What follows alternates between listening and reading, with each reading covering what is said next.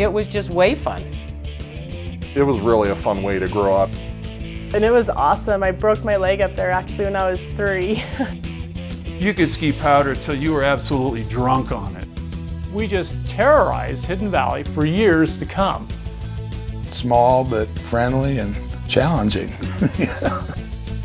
It's irreplaceable.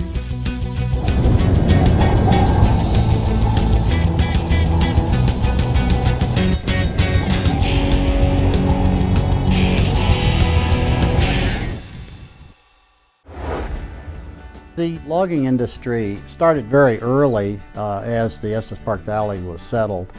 And one of the pioneers was Abner Sprague, who built a mill in Moraine Park near his ranch. And then he also built a mill in Hidden Valley. And then many years later, Freeland Stanley entered the picture. Mr. Stanley had a sawmill out there. Whether it was his sawmill or whether it was somebody's sawmill that simply provided him lumber, I'm not clear, but the story is, and I think it probably is true, that much of the rough lumber, not the finished lumber, but the rough lumber to build the Stanley Hotel was actually harvested out there and then recut and taken down to the hotel site to help build the hotel. And keep in mind that logging went up the side of the valley and went up pretty high on the ridge, and you can find the old stumps up there. There's very little virgin growth in the park. Either fire destroyed it or it's been logged. There's very, very little virgin growth. It's all lodgepole pine. Lodgepole pine does not have a taproot. It just has little roots and maybe a taproot that's very, very short. So there's nothing holding it up except other trees. You make a hole in there, and whether it's a slot or just a round hole, you're going to get wind patterns that come in there and blow everything down, so it just keeps growing. And that was a problem with Hidden Valley. You get kind of microbursts, very severe winds for a short time, and we had several in the Hidden Valley area along the Front Range there. You'd think that those trees would be resistant to those severe winds, but they aren't. They can blow down. The problem with the ski runs is that they open up the forest. They can't protect each other to the wind, and so then you lose trees along the edge. That's a problem with any logging area, though, that the trees you leave are very vulnerable to blow down.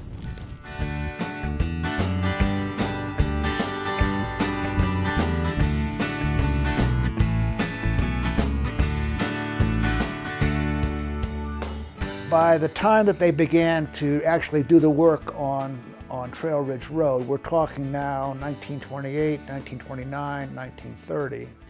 That's before Hidden Valley really springs into existence as a ski resort, and it became a very convenient place to house both the equipment and the workers because of its sheltered off the main road during the building of Trail Ridge Road. The story that Dad always told me is his father was one of the mechanics for all the heavy equipment that was building Trail Ridge Road.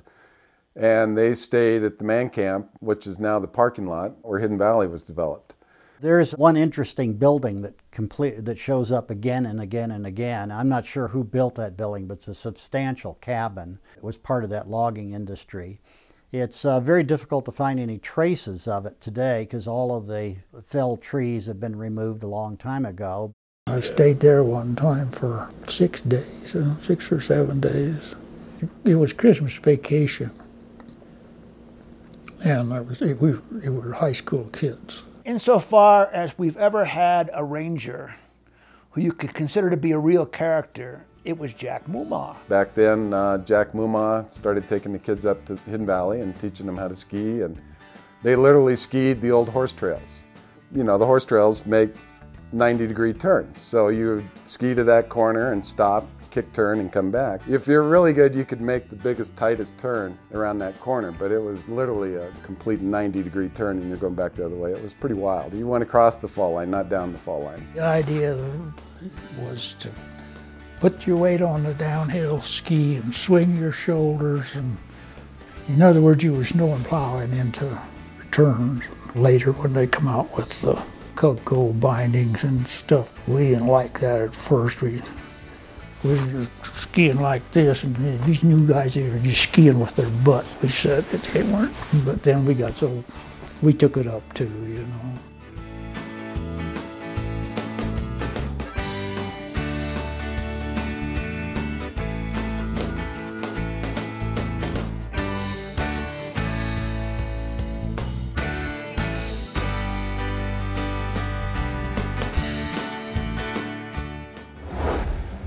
My father, he grew up here and was a skier, a ski jumper, a very good ski jumper. I think he had the most Olympic qualities, but certain World War II put a damper on that. Their training for the 10th was just incredible at Camp Hale.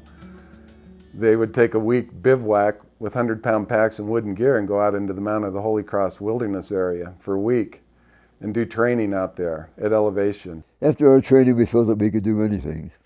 And the 10th Mountain Division has meant a lot to me in my life. It trains us in a very fine way for life, life's experience. That was their ethic. That's why we were probably so successful in the war, as you know, so many people came from that kind of dedication to what was in front of them, no matter what was facing them. Crossing the Po was interesting. The Germans are upstream a ways, and they saw us, and they had artillery. They were firing at us. Go on the other side, and we went in probably about a mile. That's when I got shot. Got shot to the chest by a sniper, and probably about 6 days later the war was over. Got a bullet right through the lung. When he was eventually evacuated, the doctors told him that he'd been a smoker. He would not have survived that, but because he had good, strong lungs, they closed up right after the bullet went through it, and he didn't bleed to death. I was in Fitzsimmons Hospital, so I got discharged from the Army in September then, and my big objective was to start a ski area at Hidden Valley, and that's what I came home was able to accomplish. Well, I built all the equipment myself. A hooker crook, built the tow, went the first year, was able to make some money. Next year I improved it. In the third year I built another one. We hauled it to the top of the drifts above the other one. And then I had one I built for down below Lower Hidden Valley for the beginners. Mother ran the lift shack, sold tickets, hot dogs and coffee, and so it was a real team, the both of them. It was great having your mom run the concession shack because you got to go inside and hang out and got free hot chocolate and every once in a while a free hot dog. And that's where we grew up. You know, they'd take us up there and no babysitters or anything, and then we go out and fool around. And I'd give lessons to anybody that wanted one, you know, without charge, mainly to cut down the accidents, and we just had a great time. One of the deals with the Park Service is they could put the tow in, but it had to be mobile. He had to take it out every year and move it back in. And that literally was the towers too. And he just basically had lodgepole pines with a pulley on it to hold it up. There is one thing I'd like to say about the rope tow on Upper Hidden Valley. It wasn't even like a rope. It was this living, writhing, snake-like thing that was frozen and moving up the mountain at a very high rate of speed. As you grasped down on it, this icy, viper-like thing would tear you up the slope. But for me, the rope tow was a challenge. I can remember getting to the top of it. Terror would be in my eyes. How would I get off the thing? But the main thing I remember is on more than one occasion, my gloves would actually have frozen into that. And they would just go on with the rope tow and I would be gloveless. The Park Service wanted better equipment put in there than rope tows. They wanted something, you know, a little more technologically advanced. My dad wasn't in a position to get the financing to do that sort of thing. So Ted James took it on. The park came to Pop and asked him if he would like to work on this Hidden Valley ski area, and my father thought that sort of fun. It was running. George Hurt and his wife had a nice little ma and pa thing, but somebody to make it larger and more commercial, so Father said yes. And so that's how they started it. So Ted could make money at the ski area. They stopped parking cars at the Upper Hidden Valley. He bought these buses, and they were just, you know, they were cold and slow. One of them was an open truck that had ski racks on it. So what you'd do is you'd be frozen by the time you got to the drift, and then you'd freeze to death going up the drift. And then they finally got some old school buses with racks on the outside, so it was a lot more comfortable going up the road. But that early truck was very primitive and very cold to ride in. The Jameses promoted the ski area out of state.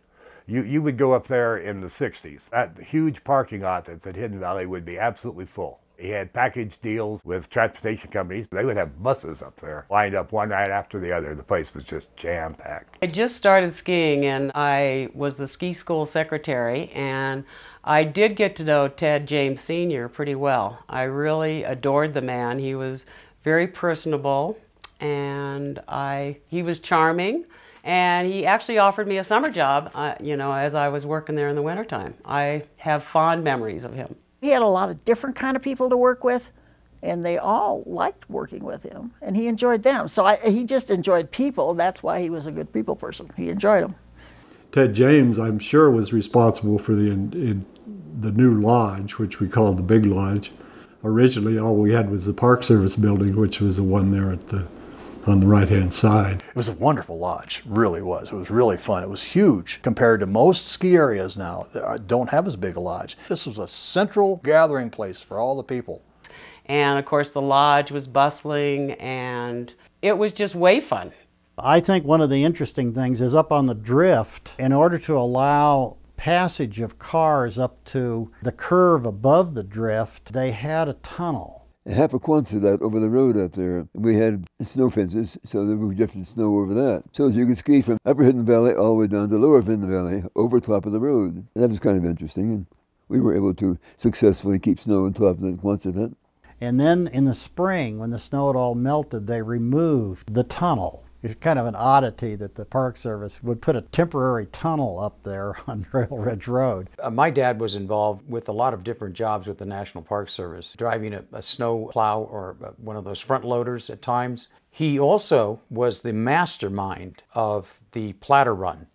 We had these saucers or snow saucers or platters that they called them, and he would either build himself or bring in others to help him build these horrendous platter slides. They were comparable to an Olympic bobsled runs. And it's very, very strange to me that no one was either injured really badly or killed on those runs. Don't want to forget the ice skating rink. It was right next to the lodge, and it was a really nice rink too. It was pretty big. There was a little impoundment, a little dam built to impound the water, and they filled it from the stream.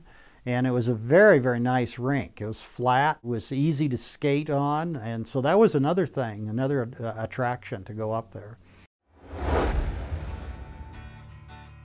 For some reason, the Park Service did not want a national ski patrol system. So they formed their own ski patrol. I think the park was wrong, because the national ski patrol system is very good. Most of the ranger staff were ski patrolmen at Hidden Valley. So we did the first aid room and all the ski patrol activities on the hill. Our major activity was tending to the wounded. Broken legs, spiral fractures and that sort of thing, and putting them on toboggans and taking toboggans down through the trees all the way down to lower Hidden Valley where there was some medical. We got a lot of leg fractures, bad knee injuries because of the slopes. People ski beyond their abilities. They come down and at the bottom of Columbine, you have to make a hard right turn. Well, they don't know how what would happen. These kids from Texas would come up. They come down Columbine and made the hard right turn to get on to run down to the lodge. They would go straight and hit trees. It was terrible. Some of the injuries were awful. As best I know, I think Hidden Valley was one of the last ski areas in the state of Colorado to use volunteer patrollers.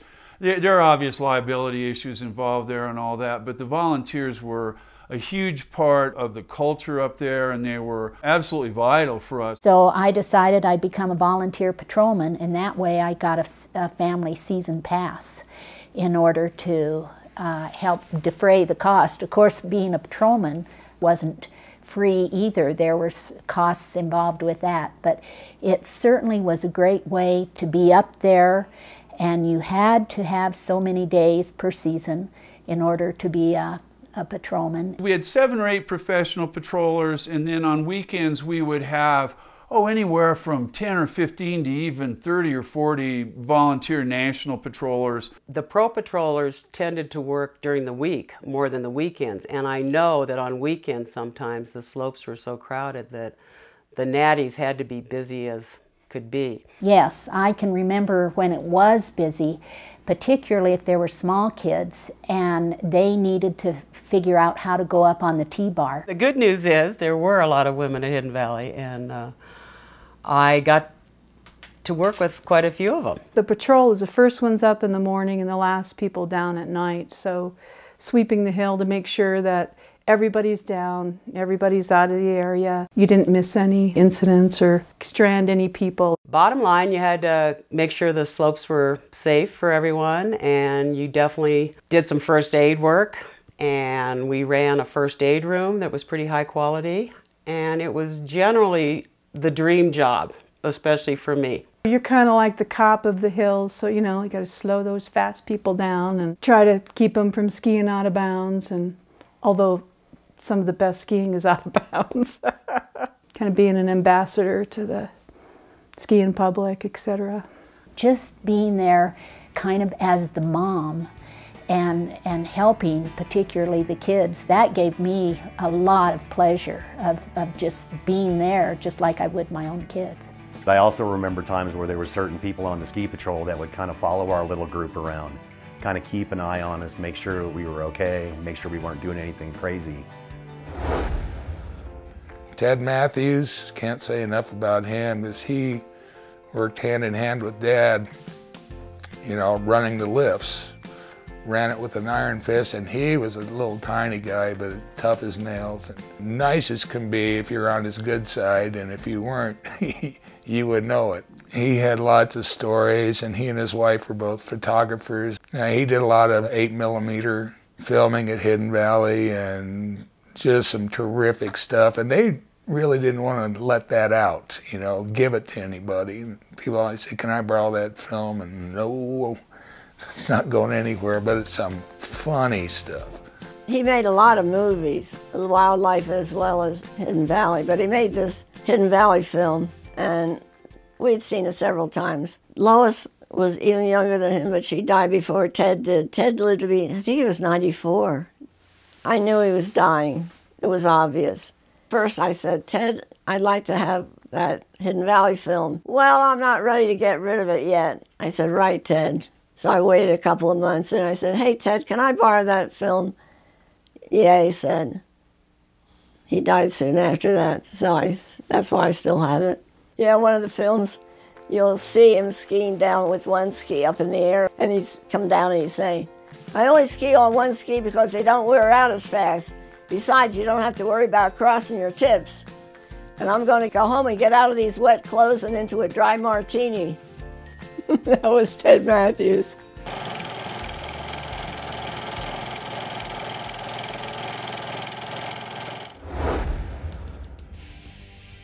I got here in 6th grade. A couple of years later, Scott got here. And when I came back in 8th grade, Dave and I struck up a friendship. We hit it off, and we just terrorized Hidden Valley for years to come.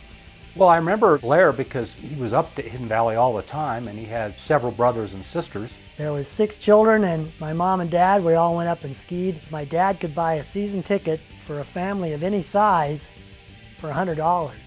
So the whole family, each of us got a season pass, and it only cost my dad $100 for 8 of us. You see him skiing, and you could say, hey, he's a really good skier, and his family came up here all the time. You just start talking to him.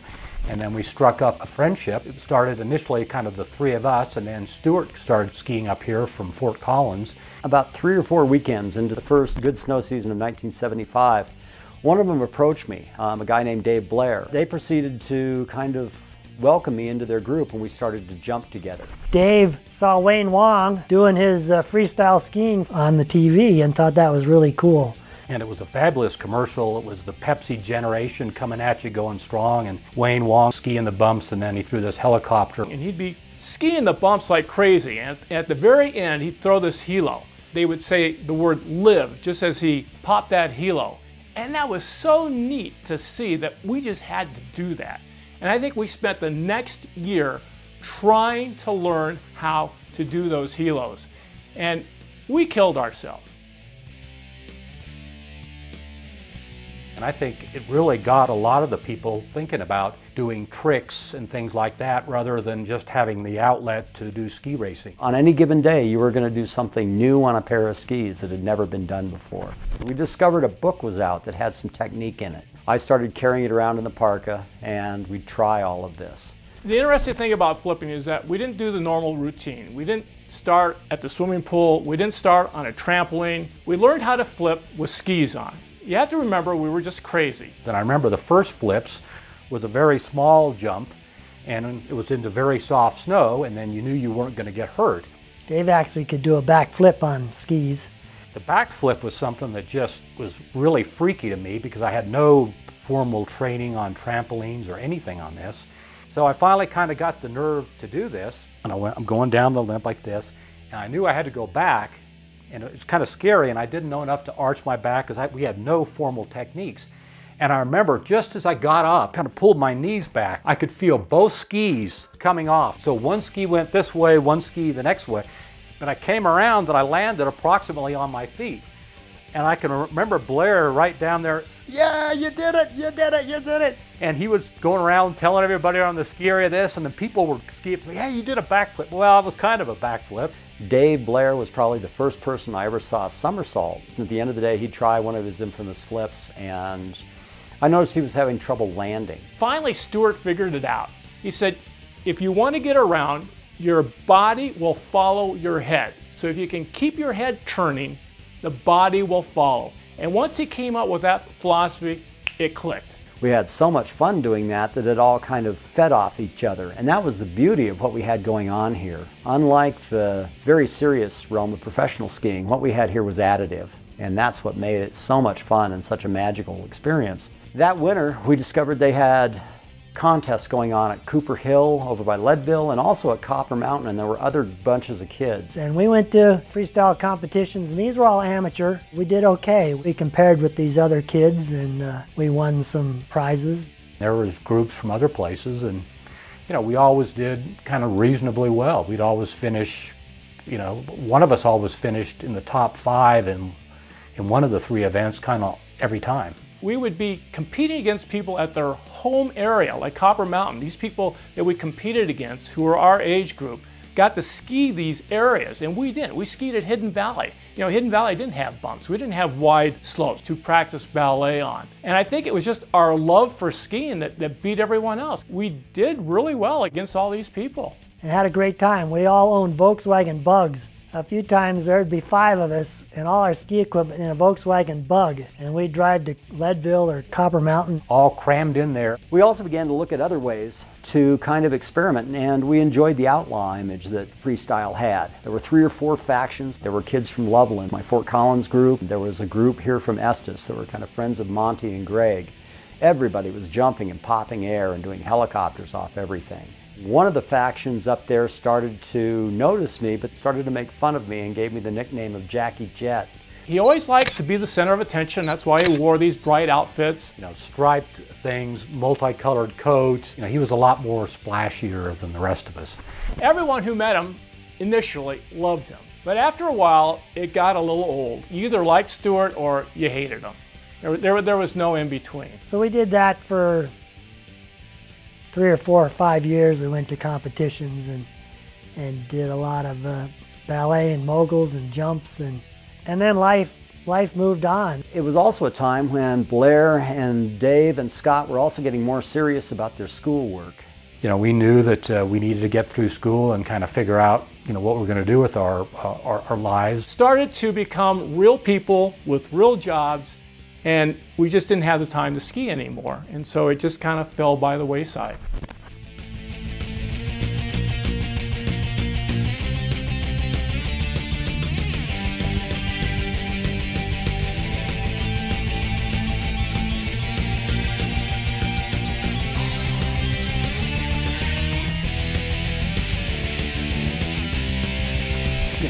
It's memories that I will always have. We spent so much time having fun. It wasn't work. We just wanted to learn these tricks and link them together. Oh, those are great times.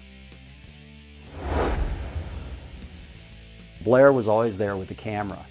And as a result, I wound up being the model time and time again. His ability to catch you at a high point or perfectly freeze to anticipate, I think, was entirely due to what a tremendous skier and jumper he was himself. Because he knew when you were going to absolutely stick that pose in the air and then freeze it. For me, that was the most fun, was taking the pictures. Of course, I got to make first tracks because I had to get down the hill. I used to give Blair a really hard time about all of the pictures he kept taking. He'd always interfere with our great day of skiing. We'd be skiing powder and Blair would go, wait, wait, wait, there's a great shot over here. Let me go down first and we'll take a shot of you. I'm going, Blair, come on, we gotta ski this before it gets skied out. For a while, that's all I took pictures of, Dave and Scott and Stuart and some of the other guys skiing. So they were saying, let's build a big kicker off the valley drop. I was like, all right. So we built this big kicker. I mean, it was a big kicker, and Eric James was involved in it. They were going to jump, and I had my camera, because I always have my camera with me. I said, well, I'm going to do a backflip. I'm going to go for it. I lit up with smoke, and I skated up to this thing, and I hit it as hard as I possibly could, and went upside down. And actually, I didn't land that one. I kind of put my arms out, and that was it. I got out of the snow. Eric James went up there, and he said, well, I'll throw a 720. Sure enough, he went up there, and he got 1.5 times around, bit to dust. And so the second time I come up, sure enough, I went up, I hit it, and I pulled it all the way around and landed and stuck it.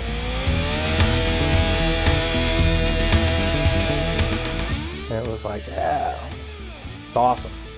He really did come up with lots of great shots. He always had his camera with him. Every once in a while he'd stop us and go, hey, I gotta take a picture. And I'm really glad he did. He just really did a great job in coming up with a history of Hidden Valley no one else did.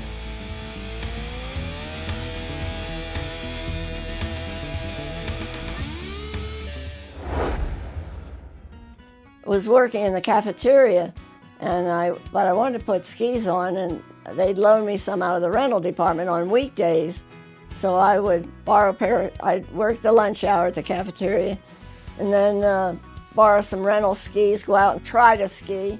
Ann and Don noticed me flowering around, and I'd go down the trail and ski into the trees, and I couldn't do a kick turn, so I'd fall on my back and flip my skis over. It was pretty bad, really bad. This went on half the winter. Finally, one day, Don said, you really ought to take a lesson. I said, okay, give me a lesson. Well, it was a private lesson with Don, and scared the hell out of me. We went right at the upper. Oh, geez, I was not ready for upper. When we got down, Don said, we want you to teach for us. This is our second year of having a ski school. I said, but I can't ski. And they said, we'll teach you. That was the magic words. And I went home, and I still was convinced that I couldn't work for the ski school. I was lying in bed, and I was remembering him saying, we'll teach you. And I said, it's their problem, not mine, if I can't handle a class. So I agreed to teach for them. He was really rigorous. It was a real serious thing for such a small ski area. They have the whole written progression and everything, which I think at that time was a little bit more than a lot of ski schools, were a little bit more fly-by-wire, fly-by-the-seat-of-your-pants kind of thing. And I just remember it being a real professional and tightly run organization. He had it pretty well organized. Then when I turned 18, I figured ski instruction was a lot more glamorous. And what a great way to meet girls.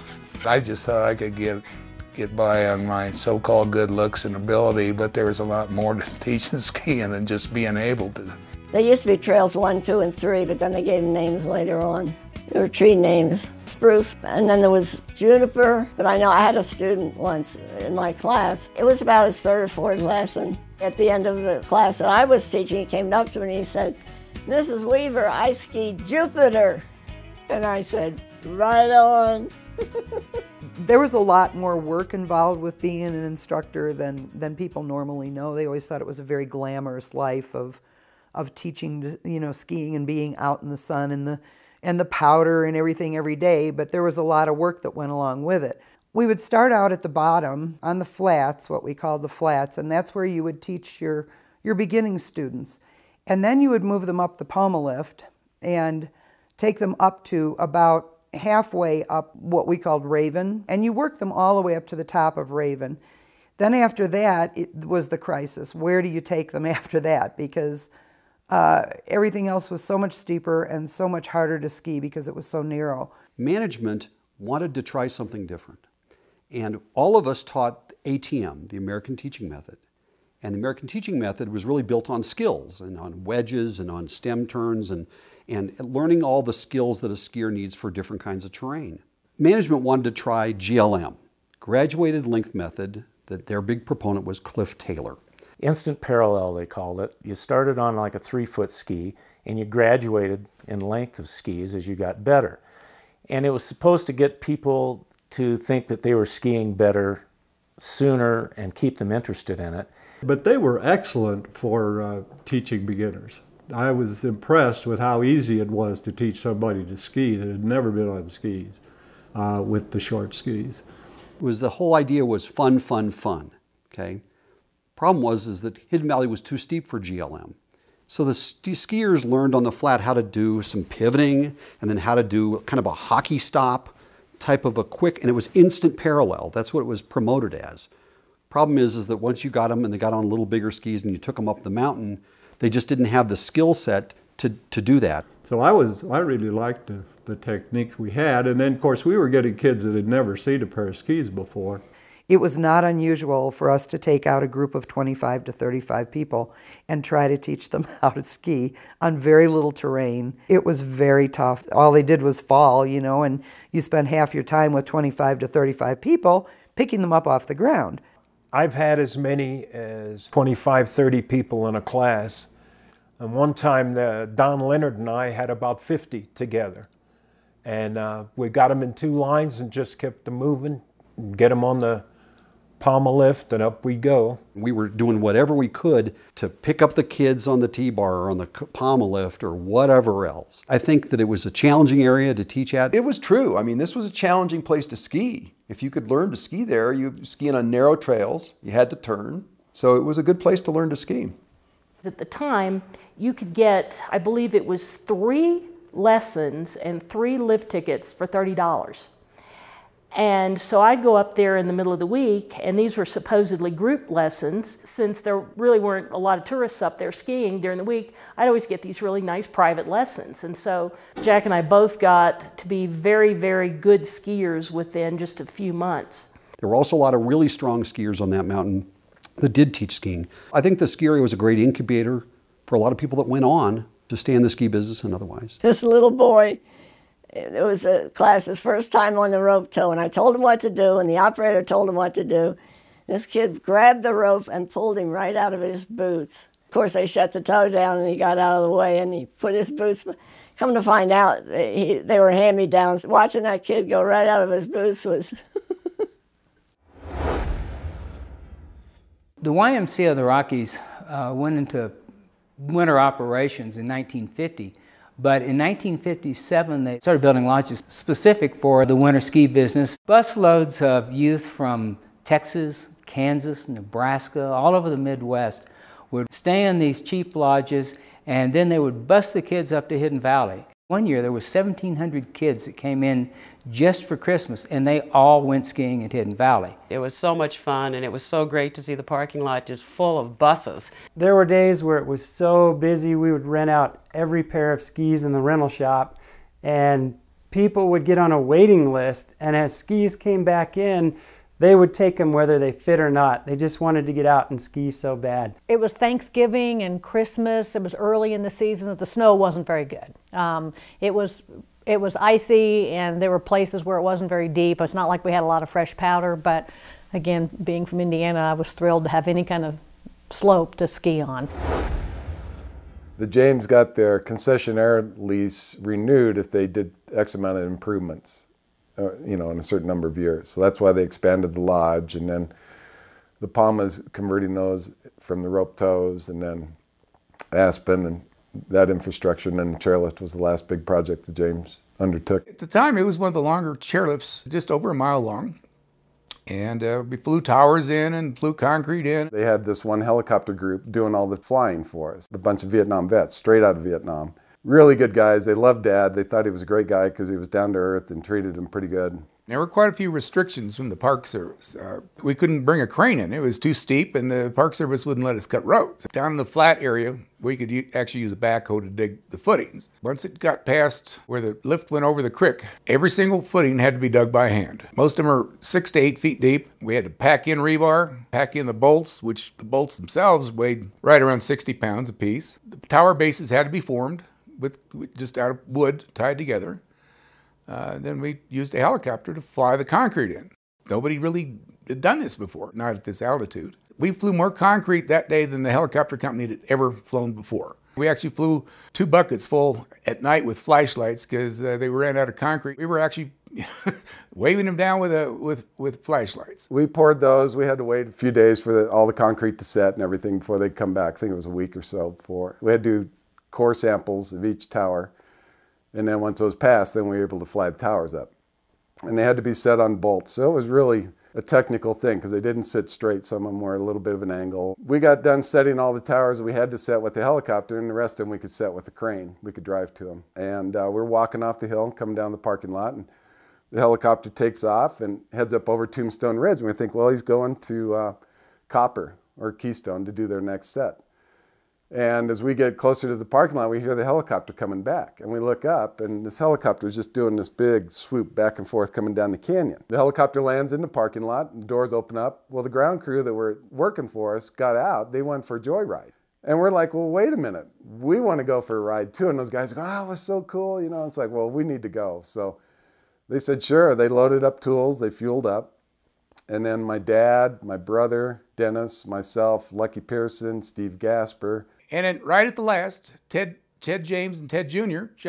Came out and got on the helicopter and closed the door and started to take off. We started up and we lifted up, and it was shaking like crazy. Definitely the air temperature had gotten a lot warmer, so it wasn't good for it to fly. We were up close to the building. We could see that. And as we made it to the first run off the Raven, pilot decided he had to sit down because we had too much weight on board and he wasn't going to be able to fly at that altitude. As we were it seemed like it was a lot further, but we were probably 10, 15 feet off the ground. Just a violent shaking, just scared everybody to death. And he clipped the big tree behind us with the blades, which did a stall, and then we just dropped like a rock. So it was pretty scary because like a bunch of, we wanted to get out of the ship. The door flies open. We're running out of the ship. Well, all the blades are hanging down to this big ragged edge off of each one of those. And luckily no one got hurt, but it was pretty thrilling to know that my first helicopter, we crashed. And he got out, and this one guy always had a pipe in his mouth, and he threw his pipe down at 1,500 hours and 4 years in Vietnam, and I never scratched one. It cost us between $50,000 and $60,000 to replace the rotors. The helicopter was there for a couple weeks, waiting to get the new parts, but it was rather exciting. So they put up a chairlift, and it was from Germany. So it came over here to be sighted and to be installed. And when they installed it, they said that they had never seen one so well sighted, engineered, and George Hurt did all of that. They said they'd never seen one so well done, and they got that up and going. When they first put in the chairlift, it was like really exciting. It's like, wow, we're really getting modern here. We got this great chairlift. So we'd get on, we'd go up, and the wind would hit us. And it was the coldest ride in the world. And you just got to hate that thing. That chairlift was like a wind tunnel. It was always windy. Always windy. It was the worst ride of my life, ever. I had to jump off of that a couple of times. Just the fact that it stopped and they couldn't get started again. It was a tough one to ride when the weather was bad because it was long and it's not like the detachables now that are fast. So a lot of the people, they didn't like the chairlift because you were exposed to the wind and people would have accidents loading or unloading so the chair would stop. I loved it, being out in the extreme weather and having the conditions of almost doing something extreme just to get to the point where you're going to go have fun was really an enjoyable experience for me.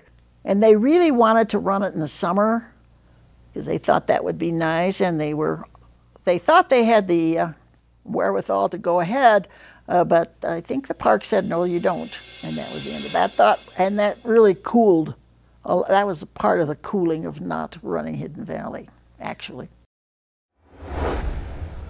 The reason that the ski area went in the first place was that it provided recreational activities to northern Colorado that were too far away for anybody like Greeley or Fort Lupton or anything to go. That this provided a viable need. When you go back to 1976 and the statement, and it's that short paragraph, but they can define that any way they want. That's why that was written into the master plan, was because that's the way the Park Service was going at the time. This illustrates the fact that the parks are managed differently. You don't have a homogeneous park system. In the case of Yellowstone, you have an enormous development around Old Faithful. And then in Rocky Mountain National Park, you had that type of development at one time, but the management of Rocky Mountain National Park decided to return the park to nature. So all of that was removed. This leads up to Hidden Valley. It just simply did not fit in with the direction of the park. And I think the leadership of Rocky Mountain National Park has had a lot to do with this. Each park really is managed as an individual unit. And the superintendents have a lot to say about what goes on in the parks. Regional directors have a lot to say. Ski areas were considered recreation, and so there was pressure in the National Park Service to close ski areas. And the Park Service's policy was, in theory, to phase these areas out. They had a national policy for getting businesses out of the national parks. So it was part and parcel of that policy, really. It wasn't Hidden Valley per se. So they did want Hidden Valley out because it was a business and they wanted to make it all natural and back to the wilderness. And that's probably the engine that drove all of that. We knew that having a ski lift in the park was not a strong argument because there was other national parks that had ski lifts and still do. During my period there, it was frequently cited that there were a few ski areas in or adjacent to national parks. One of the best known ones, of course, was Badger Pass at Yosemite National Park. Hidden Valley wasn't an aberration. There were other ski areas that certainly were in national parks. Those had a better location and their park managers were a little more favorable to them. And I guess the Department of Interior has allowed national parks to be managed differently, not uniformly necessarily. As long as there was a need for the recreational activity for northern Colorado, that Hidden Valley would be allowed with very minimal improvements to exist. So the ski area was frozen as far as being able to cut new runs and add new lifts and things like that. In 1976, the Park Service wanted to close down Hidden Valley. And for the Y, that was probably a majority of the Y's winter business, both at Christmas and at spring break. Walter Roosh, who was the executive, lobbied extensively with the Park Service and also with congressional representatives to keep Hidden Valley open. That was quite an important thing for the Y at that time. The data showed that Hidden Valley had the least amount of snow of almost any ski area, whether Front Range or otherwise. George performed miracles on that mountain with snow grooming.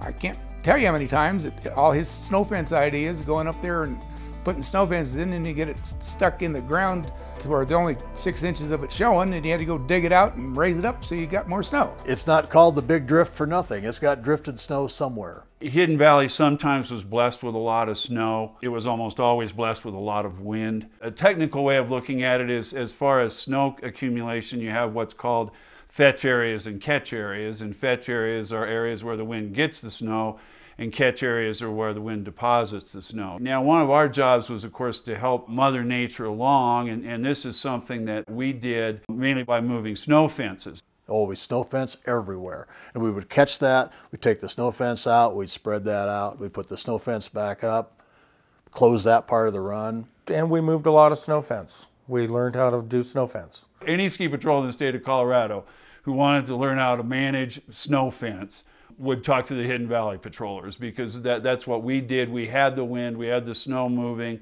and we could typically erect a snow fence, come back the next morning and find a 20-foot drift behind it. Then we'd take the snow fence and move it 20 feet down and cover that much more terrain. When I was on the upper T-bar, we didn't have to put too much snow fence up, except for right there at Tower 6 to blow snow into that because it was always dry in there. By and large, most of the trail work up there was done by hand. We did a lot of shoveling, moving snow fences and a lot of shoveling. You know, we worked in combination, of course, with the lift crew and the maintenance crew. It wasn't uncommon for us to go and have to put on our skis and go up and ski pack, side by side, instructor to instructor, and ski pack the hills before the wind blew all the snow off. We worked on slope maintenance, and that basically was an aluminum grain scoop and some chutes that my dad had made out of a corrugated tin. And they were anywhere from 12 to 15 feet long, I think, with the handles on both ends. There'd be 4 or 5 guys, whoever they could get, just shoveling snow in the trough. You just go find a big drift and spend all day shoveling back out on the hills. I avoided that as much as I could. I was at that point, I was a manager. I was working the upper T-bar, upper shack, huge windstorm. No one was really skiing. You couldn't go outside and do much. And my heater went out. I ran out of propane. So I called Dad and I said, hey, can you bring me a tank of propane? I'm out of fuel. It's cold up here. And he goes, I don't have time to help you with that. He said, you grab a shovel and go warm up. So that was his big deal. If you got cold, he would tell you to grab a shovel and warm up, which meant I don't care how cold it is out. You go out and start shoveling, you'll warm yourself up. That was really hard work. Of course, George he had his little slides and was bringing it out of the trees, which really helped. I remembered very well on Aspen, he could bring it out and cover some of those bad areas and make it very skiable. You had volunteers shoveling. They would do anything to keep that area open. So it didn't make any difference who you were. And even if you had paid for a ticket, you could see somebody on the end of a shovel. There was a lot of shoveling snow out of the trees. One year in particular, I believe it was in the mid-70s, there really wasn't enough snow to ski at all. So we spent multiple weekends riding up the lower T-bar up to Aspen, shoveling snow out of the trees, packing it down. For doing that work, they give you a lift ticket, but I had a season pass, so it didn't really matter to me. They could keep the lift ticket, I just wanted to go skiing. It was amazing. That was part of the sense of community. They wanted to make sure that the snow experience was as good as it could be too. It was hard work, but we were outside in the mountains and we were on our skis 9-10 hours a day, and that's what we did. We loved doing that kind of work. People probably don't realize that Hidden Valley is one of the first ski areas to have snowmaking. Dad went to a conference and these companies were demonstrating their snow guns and stuff, and he said, well, he looked at him and said, well, I think I could make that. We got a bunch of 3-inch aluminum irrigation pipe and some hoses, and then I got a big air compressor. Ted got it done pretty cheap, and Dad figured it out how to do it. A lot of times there wasn't any snow or wasn't enough snow at Hidden Valley to open it. And this would be in December, let's say. Sometimes not until February was there enough snow to open it. When you don't have any snow, you need to make snow. We did have the snowmaking, of course, and that was one of the controversial things. The way they made snow is they had a big compressor right where the ice skating rink was. I worked on the snowmaking crew a few times, and I've got to say that in conversations when people talk about what's the worst job you ever had, I'm going, that was it. Because snowmaking was dangerous. You were working around, high pressure, hoses and all that running like 600 PSI. It was dark, it was cold, you got wet. You'd stand there like this, and if it was too wet, if it was sticking to you, it was too wet. If it was like little balls of kernels, it was too dry. You had to get it just right. They had an intake on Hidden Valley Creek that was a few hundred meters up, the Columbine Run. We established a minimum flow that had to stay above a certain level, but it just wasn't possible to keep making enough snow to make it work. That's what I've heard, that the snow wasn't very... Well, yeah, I had problems too. The big problem, the Park Service kept denying us water to make snow. I'm no biologist. That was the rationale we were given. One of the reasons was that there was inadequate water for snowmaking, and that was because to protect greenback habitat. And I don't know what data they had they were basing it on. There was not a lot of water coming out that stream, but the trout survived for quite a few years when we were making snow heavily. I think they're a little tougher than people give them credit for. It was draining the creek, and of course, being a biologist, I was concerned about that because the Hidden Valley Beaver Pond Complex was pretty important to the park because it was right on Trail Ridge Road, and it had a good fish population and greenback trout in it, and which were the native fish, and so we were concerned with that being dewatered, and that was one of probably my biggest concern with Hidden Valley, actually. I don't know, the dam probably wasn't over 20 feet wide, something like that, and maybe 6-8 feet tall. They made the weir incorrectly, and Gary Klopacki was gracious and sent up the engineer who confirmed my suspicions, and they said we get 10% of the water over the minimum level. and we were only getting 1%. So they just made a decimal error.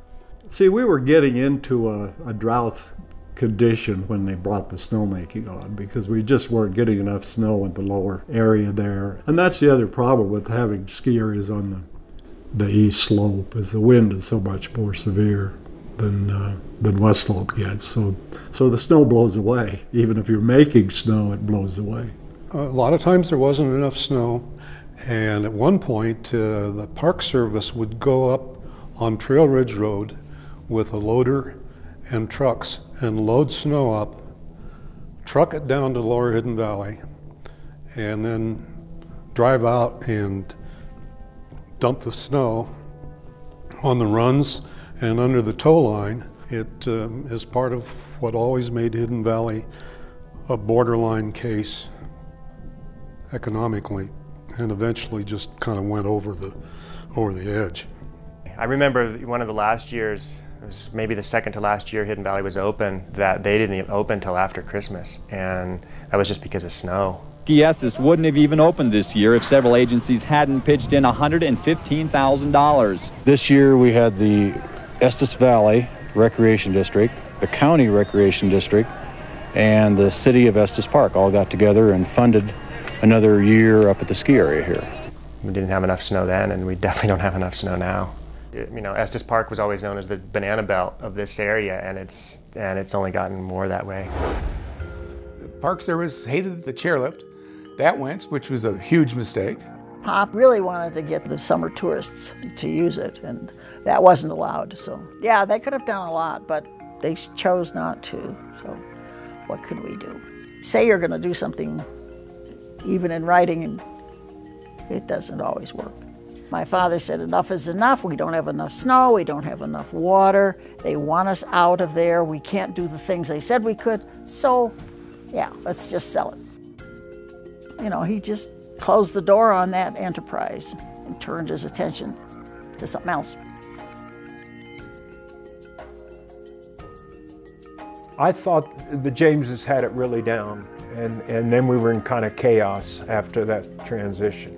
It was tough in the beginning because with the chairlift out, that meant they had to immediately purchase buses. Well, at some point, I remember the chairlift was removed, and then we had to start riding a bus. And they were old, rattly school buses, and we'd ride those buses from the lodge up to the upper T-bar. And gosh, we didn't like that at all, because it took forever.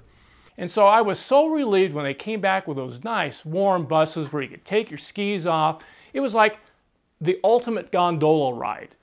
Getting on the bus to upper was pretty chaotic, and you stood down in the parking lot in front of the lodge, and there was some semblance of organization in a line, but you know, some days there was way more people waiting to get on the bus than could get on one bus. At times people were pretty angry and some pushing and shoving. So I tried to avoid riding the bus more often than I had to. Went back to the bus system, which was just ridiculous, hauling people back and forth. Post-chairlift era, you had to ride a bus from the lower mountain to the upper mountain. It wasn't bad. I mean, you got out of the weather and you could be warm and that kind of thing. The disadvantage of that was because it was about a 15-minute ride, which is a long time. And the other disadvantage there was that they had the Park Service had to plow Trail Ridge Road. Now that was one of the factors I think that ultimately killed the ski area, was that they would have to budget about $250,000 for plowing over the course of a winter to keep that road open. And the other disadvantage there was that prior to the road closure, you had this nice, gentle, wide open 2-lane road that would get covered with snow, and it was a wonderful beginner run. I guess every mountain has its like mythical place, and Hidden Valley, the upper Hidden Valley, was the mythical place. Like when we could finally ride the bus up to upper, you were rad. And then there was upper, which wasn't any more rad than middle upper, or really even lower, but it felt that way. So that was a big deal when we could go jump on the bus and go up. The upper mountain was the it spot. If you could ski the upper mountain, you were a skier. The upper crud, if you could ski on top of the upper crud and not break through, you were doing good. But if you were skiing on the upper crud and you broke through and you stayed skiing, you were awesome. My brother and I, when we skied, a lot of times we'd get up there in the morning and park the car, put our lunches in the backpack, and we'd get on the bus and go up to Upper, and we'd just stay up there all day. There was no point in coming down. The skiing on Lower, that wasn't what we were interested in. And that's where I was fortunate enough to spend a great deal of my youth. And of course, a lot of the times when you'd be up there with a lot of the Estes Park kids, and it was a lot of fun skiing through the trees with them and playing around up there. Upper Hidden Valley was just a real playground for us. We would put our lunches in our pockets, sandwiches and apples and candy bars, so that we wouldn't have to stop skiing all day long. Just loved Hidden Valley. We kind of all skied in a big pack. You knew where we were, and you knew we were coming because there was 20 people coming by. We would decide, okay, it's lunch. And we would all leave the upper mountain in this big herd. It was a terrifying experience, the big drift, when you're a young kid from Nebraska and have never really skied before. And I went up there without ever having had any instruction or just like, hey, we're going to go up on the drift, you want to come along? And I felt the peer pressure really hard. And I had to try to catch up with those guys, and then falling the rest of the way just to get to the bottom. When you were a little kid, you looked up to the big kids, and we'd all sit up on top of the camelbacks in a big cluster and take turns going as big as we could, catching as much air as possible off the end of the biggest one. Some kid learned how to do a 360, so then we all had to learn how to do a 360, and then crashes just got bigger. You know, those are some of my favorite times. I guess I never realized how crazy we were back then, because a lot of the things I did back then I most surely wouldn't do now. Occasionally we would get these wonderful dumps of very light snow, and it would be wonderful, but it didn't last long. Like young love, it was great at the beginning and went away very quickly. You could slide in trees in between the bowls. Like here's the first bowl. There's tree skiing right in here in between the first bowl and the second bowl, and people didn't realize that you could ski those trees. And it was incredible because there was always powder in there, always. In my opinion, it's some of the best tree skiing in the world, period. I mean, I've skied Aspen, there's trees over there, but nothing like Hidden Valley, because you could hit pockets in these trees that snow would just blow up and over you. It was incredible. Soft, wonderful drift snow would settle in, and the next day it would be hard as concrete, but if you got it that one day, it was some of the best skiing there was any place. In Hidden Valley, if the wind didn't blow, and of course wind blew a lot, but if the wind didn't blow, your powder would not set up, and you might ski powder a week after a snowstorm, especially in the trees. And at the other end of that were magnificent powder days where you'd see 10 other people, including the patrol, on the upper. And all you had to do was come down into the bowl and move over 10 feet, and there were more fresh tracks. And that's something that's very difficult to find in skiing these days, unless you've got a lot of money. And for that to be available for us for as reasonable a price is what, to me, the essence of skiing is really all about. Still, what I look for and crave is that value for an incredible, pioneering, natural experience. Hidden Valley was because there were not very many lifts there, it was very much about learning the mountain, how to go out and get those other runs. It was great on a powder day because the people who just came for the day and didn't know the area would never get there. They wouldn't figure it out. So yeah, it was a kind of a locals mountain. If you were a local and a good skier, and advanced to expert skier and knew the mountain, on a powder day, you could catch the first ride on the upper mountain at Hidden Valley and you could ski untracked powder all day. And so when conditions were good at Hidden Valley, you could ski powder until you were absolutely drunk on it, until you were absolutely exhausted, until you could not turn your skis again. I mean, on the good days at Hidden Valley, it was the best skiing in the world. On the bad days at Hidden Valley, it was the worst skiing in the world. To have the ski area for our local kids was very important. There were several groups that helped us if there were kids that couldn't afford equipment, and we passed used equipment around. It was not just a recreation district effort, but it was a community effort. The entire student body would go up to Hidden Valley and We'd have competitions, jumping, racing. Every year they had the Winter Carnival, and it was all different manner of competitions. They would have costume contests. We always dressed up in really silly outfits. I used to have really long hair, and I would always go as Pippi Longstocking, and I'd have the braids. We'd race in our costumes, and some people were in real long skirts, and they'd race and go around the poles in those skirts. They would have where you would sit on a tray from the cafeteria and slide down the hill. You would sit on a shovel and slide down the hill. The winter festivals were fun. Dress up, just get crazy. They had jumping contests, downhills, slalom, and it was all directed towards the kids. We'd have tug of war through a wall of snow. Spend the day up here skiing. We had a torchlight ski parade that would come down in the evening and have a dance afterwards in the old lodge. Just made for a real fun day and evening. Those were terrific. They would build obstacle courses where you had to go through drainage pipes and over ramps and up and down and around everything. And then, of course, trying to catch big air, which was a huge part of the Hidden Valley culture. I look back now at those jumps that were built. It was who could do the longest, highest, biggest. It was just incredible. They would build a jump right in front of the lodge, and it was really neat being in the air and being able to see over the roof of the lodge into the parking lot because you were getting 20 and 30 feet of air. It was sort of extreme skiing before extreme skiing was popular. And then, of course, the races. And one of my favorite things about the races is they would bring up the park rangers with a radar gun, and you would get to see at the bottom of the Spruce Hill how fast you were going, and people were doing 70 to 80 miles an hour. It was wonderful. We'd get to the bottom of Spruce, and there was that compression where we came down the hill, and then it would go to where it was flat. If you could make it through that compression going 60, 70 miles an hour, you were doing pretty good. I remember in middle school we had ski days where on a Friday the whole school would be let out and they would be bussed up to Hidden Valley and get to ski all day with your friends, and then we would have like a chili supper or a dance afterwards. So that was always really fun. I drove a school bus for the Park School District, and because I did that, I knew all the high school kids and the middle school kids and elementary school kids as well. As an energy saving measure, the schools went on a 4-day week in, I think it was January and February.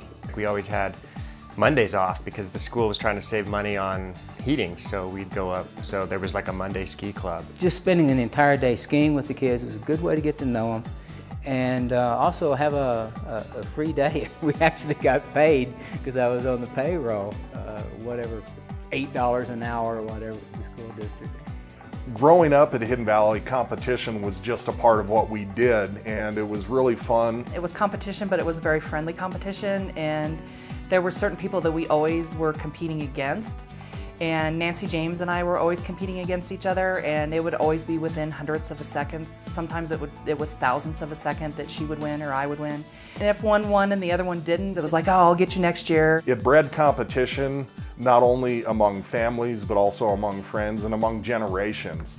And so it was really a fun way to grow up, having that sort of rivalry, but it was always a lot of fun.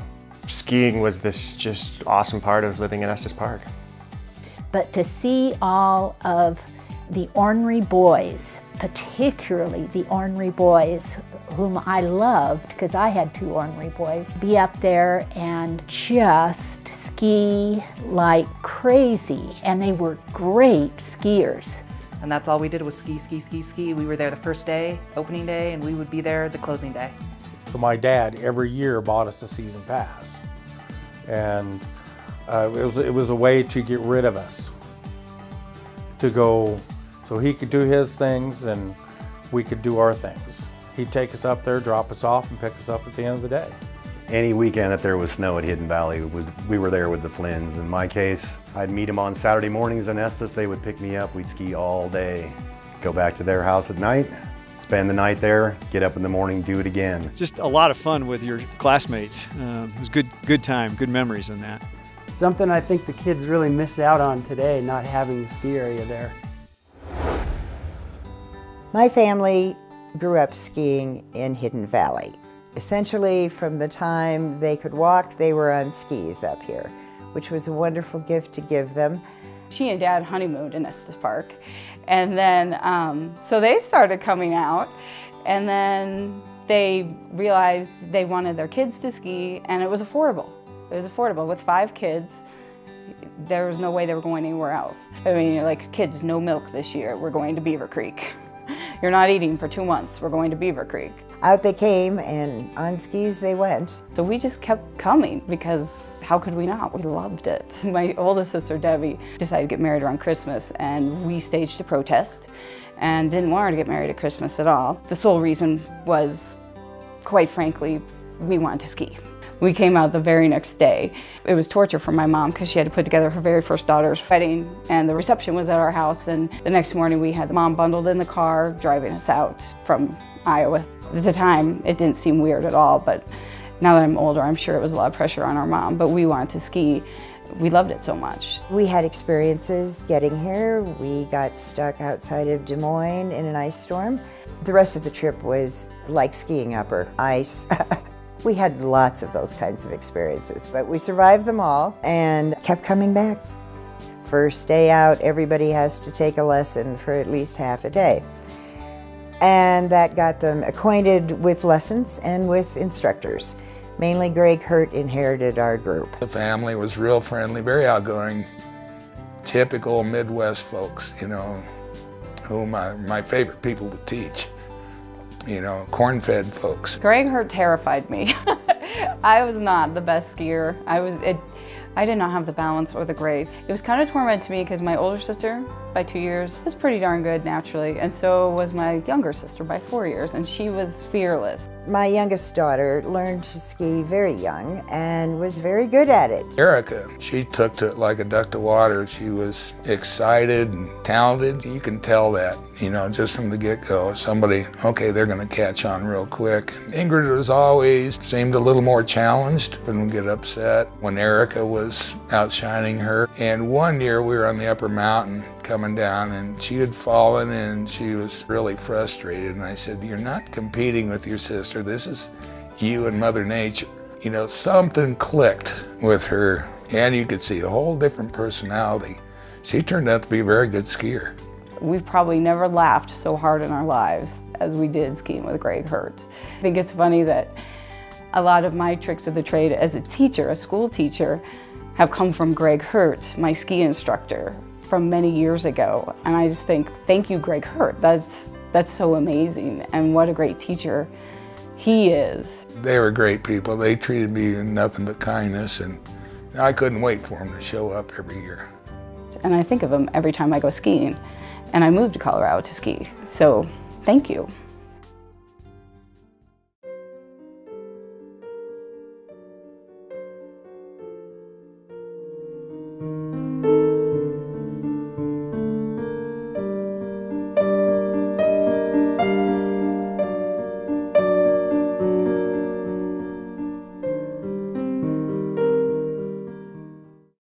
As the end was coming near, it became pretty obvious that things were starting to fall apart. The rec district didn't really want to run it. They were more golf oriented. The recreation district is a recreation district. It isn't a golf district, it isn't a ski district, it is recreation in total. And we were trying to balance everything. I do support our rec district. My kids play golf. We've got a great junior golf program in this community and all that, but there's no way around the reality that the rec district dropped the ball. The EBRPD decided that they didn't want to invest the money in the ski area that they could utilize in improving the golf courses. And they did that. They definitely improved the golf courses. The rec district makes its money from the golf, and that's what they're set up to do. They weren't set up to run a ski area, although it said rec district, and they should have been, but they never brought in any expertise on the recreation business outside of golf. The town was influenced by people here. A lot of them were retired. They wanted their golf course. That was uppermost in their mind. That was their primary focus, was the summer recreation in the area, and they were ill-equipped to perform the duties of running a ski area. Their mission is to provide recreation for the people in this community, and they didn't do it. I don't feel that the rec district did all they could to keep going with the ski area, and I don't believe the board at that time was true to their mission of providing recreation for the people of the community. And I think the Park Service wanted rid of the ski area, and the rec district board wanted rid of the ski area. Everyone said that the ski area was not making money. I disagree with that. I said I need this separate. I need the ski area money separate from the rec district money. And all of a sudden we seem to be making a little bit more money up there. I think there was an intermixing of office accounting. And I don't know that that's the case, but it seemed as though, because we were a separate entity when I went up there. That's the only way I would do it. There was a group that they were bound and determined they were going to get me off of that board. They ran 3 people just to make sure that they could get me off. Well, I think the handwriting was on the wall, and I thought, you know, somebody else needs to take up this fight. Each year, the last couple of years I was on the board, there were other board members that would say, well, I think we're going to have to shut down. I don't know that we can just keep this ski area open for one more year. The rec district had decided to not operate Hidden Valley, I think probably the 90-91 season. And at that point I got laid off. But they changed their mind in the fall, and the Park Service actually allowed them to reopen for another year. And that, of course, with all the ski instructors and the people working the cafeteria, the concessions and the rentals, there was a lot of people that were hired there. And then they did the same thing the next year. They decided they weren't going to run it, and then they changed their mind, and they were. The park said, no, we're not going to do it again. As an ongoing business, you cannot keep saying, well, just 1 year. We're going to go just for 1 more year. Otherwise, people won't know whether it's open or closed. I really kind of blame the way they operated, you know, the recreation district operated it. They just didn't have the same drive that George did. And the rec district didn't believe in doing things that I used to have to do to keep the ski area going. It's too bad. I'm really disgusted that it isn't going today. There's no reason why it shouldn't be going too. But in my views anyway. He was so fed up with the recreation district because he felt it was so poorly managed, and I did too. You know, Ted James always made money. After it was taken over by other entities, sometimes it wasn't run possibly as well as he would have liked, and I think he got pretty red in the face when he thought about some of the things they did. But there wasn't anything he could do, and he knew it. He just had to distance himself away from it, so he did that. A nonprofit organization, which is what the EVRPD is, they don't operate under the premise that you have to show a profit.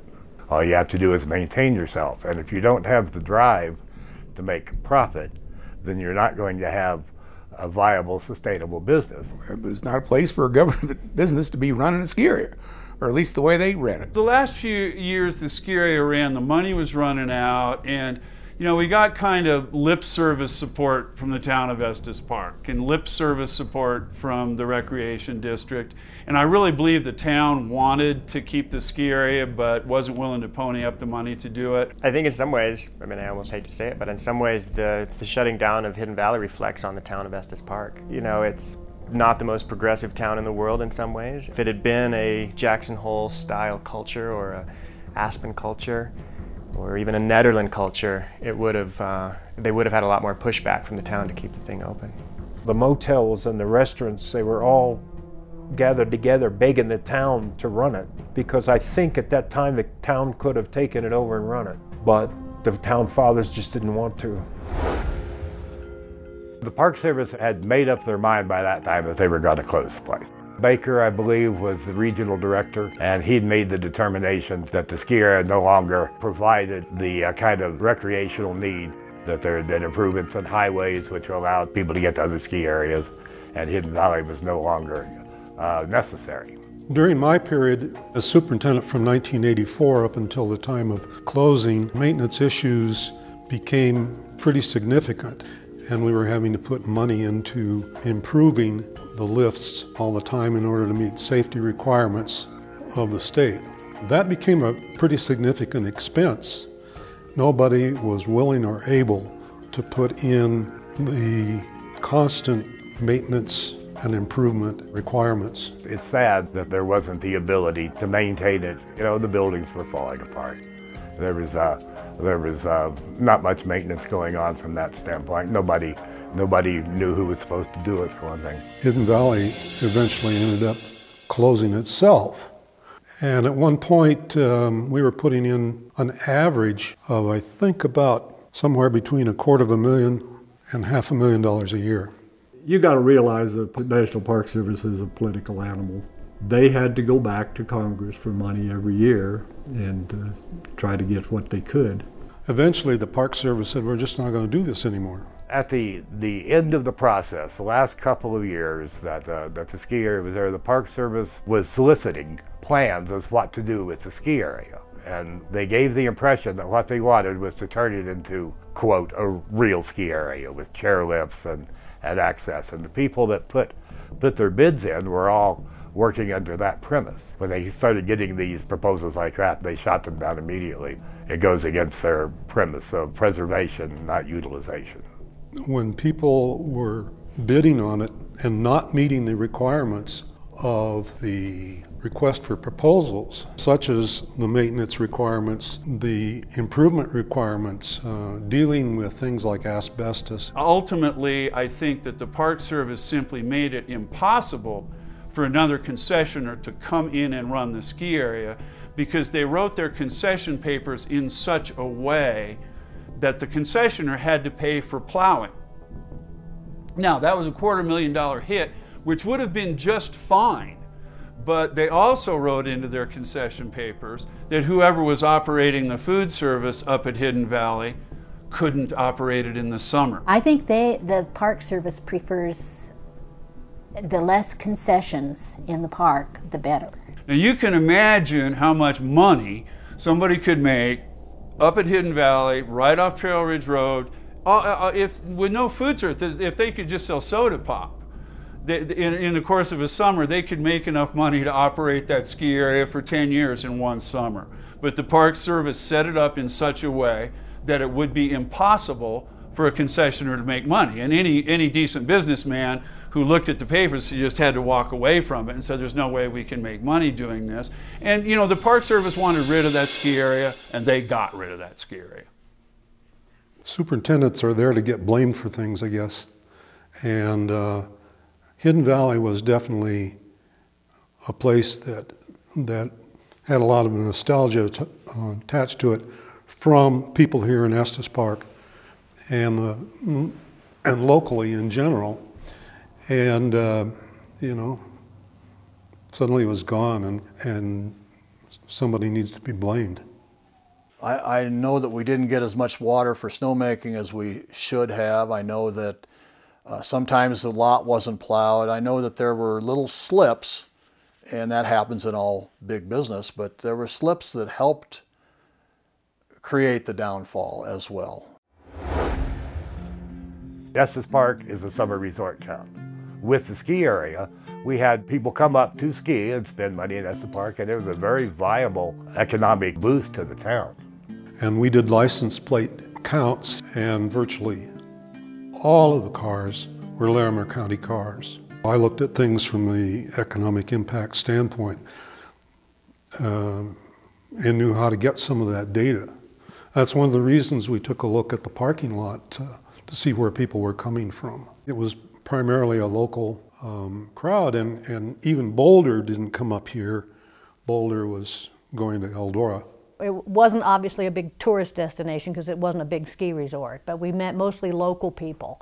And the people that are our age, the college-age students, were just mainly the workers. So we got most of the people from, say, Loveland, Longmont, and Estes Park. The businesses in Estes Park and downtown and in the whole area were definitely affected when they closed Hidden Valley. I don't know how many people came up and actually used motels to ski at Hidden Valley. It was more of a day area. But the restaurants, the bars, every other business that I can imagine was affected to some degree.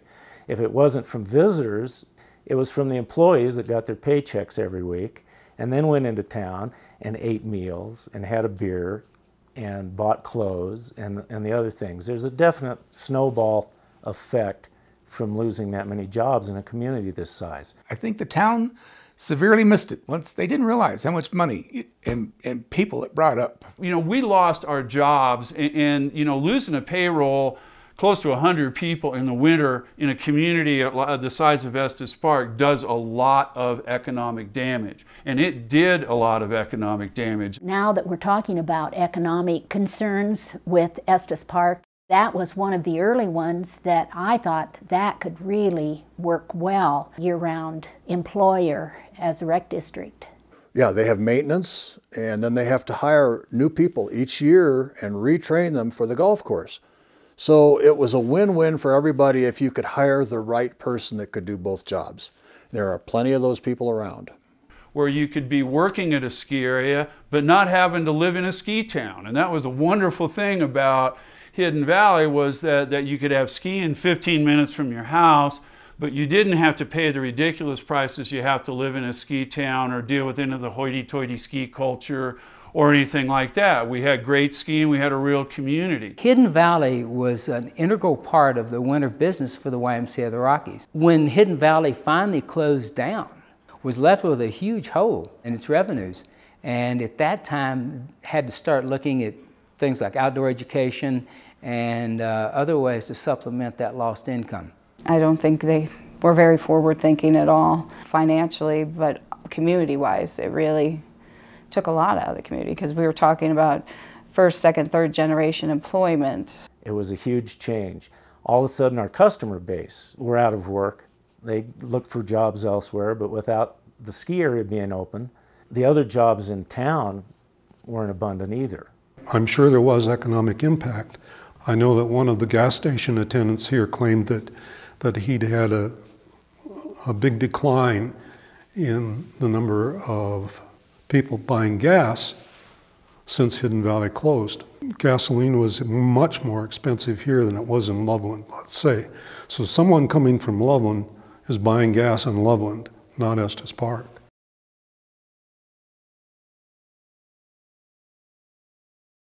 The evidence that we had was that it was mostly day use. I had friends that owned motels that would tell me that their season was extended 5 or 6 weeks because of Hidden Valley at spring break and at Christmas. People in town buying gloves and hats, having dinner at the restaurant, staying in the motels. People would come up, even though they weren't skiing, maybe part of their family went up skiing. They came to town, they shopped, they had lunch. And now the Front Range has grown to the point where we have our own tourist season in the winter. And in some ways, Hidden Valley shut down at just the wrong time. It just seems like it's a horrible waste of a wonderful, wonderful asset. It was not just a ski area, it was an activity area. If you went into the lodge with the viewing windows, you'd see a lot of grandparents and parents. It was fun just to watch. Everybody in town contributed somehow or other and made a little bit of money in the winter. You need some sort of activity and need to continue to promote that. Otherwise, you look as if you're closed down. People now can come up and go cross-country skiing. They do some sledding at Hidden Valley, but it's not the same. It's not like a destination weekend place. And people stayed for the weekend. That's what Hidden Valley provided. It provided a sense that the town was open and fun and something to do, even though you didn't do anything. You just stood there and watched everybody else having fun. It was fun. It was a gathering place, and you went home and you felt kind of warm and fuzzy, if you're allowed to do that anymore. You know, we did a lot to try to promote winter use after the area closed. The sledding hill's okay, and it's fine to come out and do it, but it's not the same as having a real adventure, you know, getting up in the trees or up in the upper bowls there or something like that, and kind of, you know, spreading your wings a little bit for the first time, I think. That's what it offered to us as kids. We kept hoping and hoping that someone would come in and pick up the pieces and keep it open. And I really felt like we'd really lost an asset to the community when the Park Service made them close it down. It was a big buzz as the idea progressed, and it was pretty much sure that Hidden Valley was going to disappear there was a lot of effort put into trying to keep it open. I was part of a group of businessmen downtown that agreed to pool their money to cover the deficit that the rec district was declaring from running the area. I think at that time it was between $200,000 and $300,000 a year in the red from the operation of Hidden Valley. This group of businesses pledged to cover that expense for them every year on a yearly basis as our effort to keep the Hidden Valley open, and that didn't fly. They never accepted that as a viable way to keep it open. When Hidden Valley closed, a group, Friends of Ski Estes Park, was formed to try and figure out how to resurrect the ski area. And I went to one of their meetings and took my stuff, and it became apparent that they were running out of steam, and a few of them and myself, primarily Michelle Lee, who was workhorse for all this stuff, she and I formed the Historic Hidden Valley Association and proceeded to compile the information to show that Hidden Valley had historical significance. After probably a year's worth of work, we presented stuff to the Colorado State Historical Society, and they agreed that parts of the ski area were indeed viable for historical status. I came up with a concept of a living history museum for Hidden Valley. We didn't want to update it. We just wanted to put people in period clothing, the ski patrol and the instructors, and use old equipment like the Bradley Packer to groom the runs and run it as a working ski museum. Because of the emotional stress involved with trying to save the ski area, trying to resurrect it, and the stone walls that I ran up against at the time, that I don't think I want to get into the emotional aspect and how I really feel about what the ski area, what they did to the ski area. They raped the poor girl. Yeah, raped her and left her to die.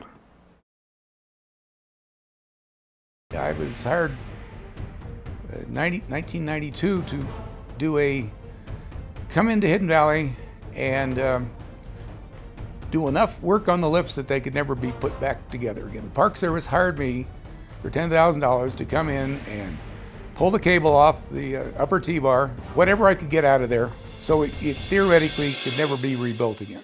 I've never heard this before. Yeah, well, obviously my ears. Yeah, well, there weren't a lot of people that knew about it. So the Park Service did this pretty much on the quiet. You know, they just didn't want a lot of publicity about it because they knew they were going to have upset people that the lifts are being torn out.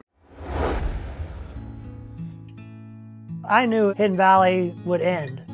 I mean, I had followed the news since '76. In the late '80s, it really heated up. There was a lot of pressure to close Hidden Valley. But when it came right down to it, lack of snow, too much wind, and a lack of sufficient skiers was the problem. For example, the last year that it operated, I've forgotten the number of days, but it was a minimal number of days, and the smaller ski areas throughout the state all had similar financial problems about that period of time. I wrote letters to my congressman and the Department of the Interior and to the Rocky Mountain National Park. I know a lot of people did. And I think there was a lot of different pressures on why Hidden Valley should close. We wrote letters, we did what we could too from down in Denver, and it made no difference. As the newer areas, especially on the western slope, began to open up, and as access to them improved dramatically in the late 60s, early 70s with finishing of the Eisenhower Tunnel and the access roads, suddenly Hidden Valley was becoming more and more of a dinosaur. At that point of time, Steamboat, Winter Park, there were all of these new areas where you could ski longer runs. Snow conditions were groomed and perfect. Hidden Valley was limited in what they could do. Other ski areas had come along and had built much larger runs, and they had all the amenities with real nice lodges and food and other things going on for the families. And you could tell, I mean, it was dwindling. The business was down, the people were down. A lot of the people that usually work there had also gone to seek employment elsewhere. They had to. The last time I regularly skied here was probably 88, 89, somewhere in those areas. But I do remember hearing about it, and it wasn't so bad for me because I'd known the history of the Park Service not necessarily being in agreement with the ski area being there. Nothing helped it. The economics, the other ski areas, the national park, it was like a perfect storm. And tragically, the boat that capsized was Hidden Valley, I'm afraid. So that last year, it was really sad in a lot of ways to be skiing there because everybody knew. Oh. Last day, could be forever. No, not forever. It was an asset to Estes Park, and it was an asset to the park. And like I said, I don't understand.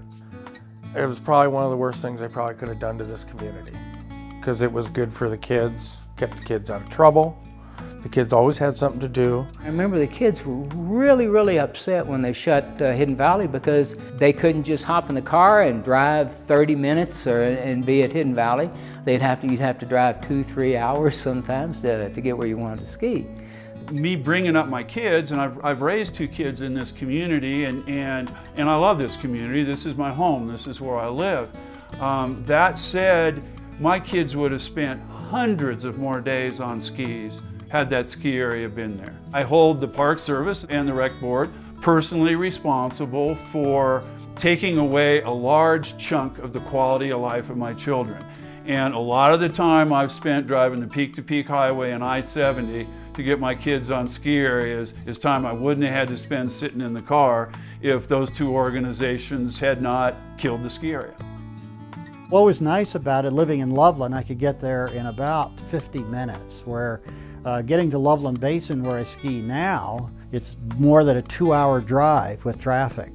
And now I miss Hidden Valley. I miss that proximity. I miss being able to get in the car, drive through a beautiful canyon, go through a beautiful national park, and only spend about, less than an hour getting there, and not fighting traffic on I-70. For Fort Collins, Greeley, Loveland, Longmont, their college programs, all up and down the Front Range, it was an incredible resource. And I thought to myself how strange it was that they would consider taking away something that had been a huge part of a good formative childhood for so many people. But to tell you the truth, it almost made me cry. But I remember it shut down shortly after that, and I haven't been back. It's too devastating to me. We had grown up at that ski area. That was our life. And I wanted my children to be able to grow up there because I had so much fun there. And it was such a huge part of my life. And I was very much looking forward to my children having that same excitement about skiing that our father did instill in us. They really ripped the heart and soul out of Estes itself when they did that. It's irreplaceable. It's irreplaceable. And I know there's many other families out there that feel that way. It was its own little inner city. It had all ages of people and all walks of life. It was a totally family area for sure. People would bring their children up and leave them for the day.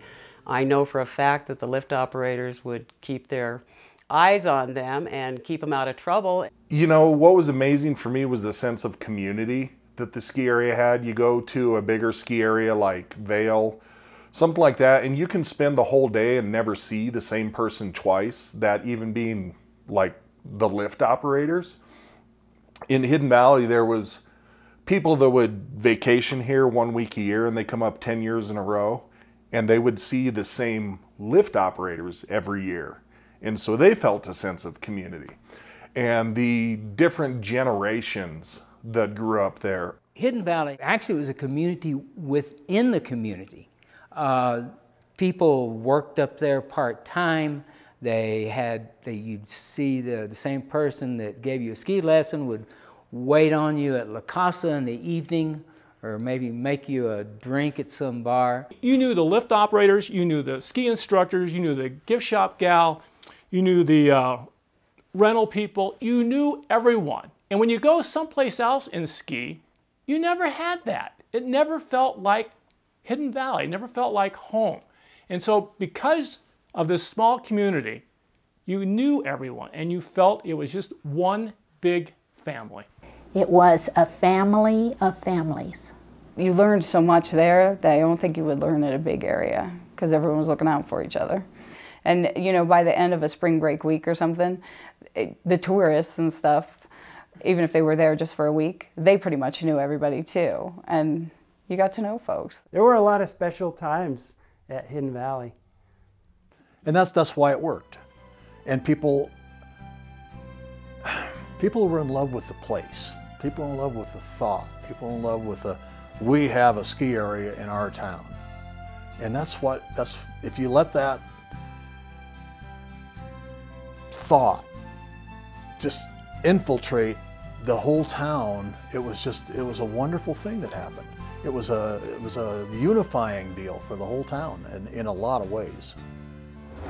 I always kind of knew that there was writing on the wall, but it was a very disappointing feeling knowing that, you know, the place I'd spent most of my childhood was what I thought at the time, not a place I could ever go back to, which of course I've learned later in life that I can still go there whenever I'd like. Just still great skiing to be had up there, so, you know, go for it. And backcountry skiing's just about the fastest growing outdoor sport right now. Hidden Valley has sort of a bright future, even though the lifts are gone. And in some ways it's a better backcountry ski area than it was a lift service ski area. So I started skiing Hidden Valley in 1985 when I was 2, and most weekends I think we'd go up as a family and ski Hidden Valley, my older brother and my 2 parents and I. And it was awesome. I broke my leg up there actually when I was 3. I had, my binding didn't release.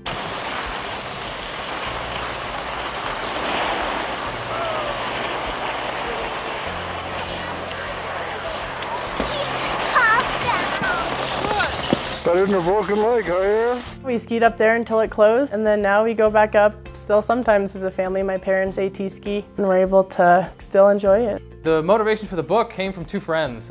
One told me about this thing called the Lost Ski Areas Project, which originally started in New England, but then came out to Colorado as well. And history buffs were identifying in the backcountry old defunct ski areas that have closed down over the years. And as far as I knew, they were hiking them in the summertime. Relatively few of them were being skied by backcountry skiers in the winter. And so this friend of mine, Tom, proposed that we go ski some of these areas. And so we did. We started by skiing 4 areas, had a fantastic time of it. And I was at the 4th of the ski areas with a second friend named Andrew. And it was a classic powder day. We were the only people on the mountain. We were at Geneva Basin near Guanella Pass. And we were at the bottom of a ski run, and he had this big smile on his face and said, "Are there more areas like this throughout the state? If there are, I'd love to ski them."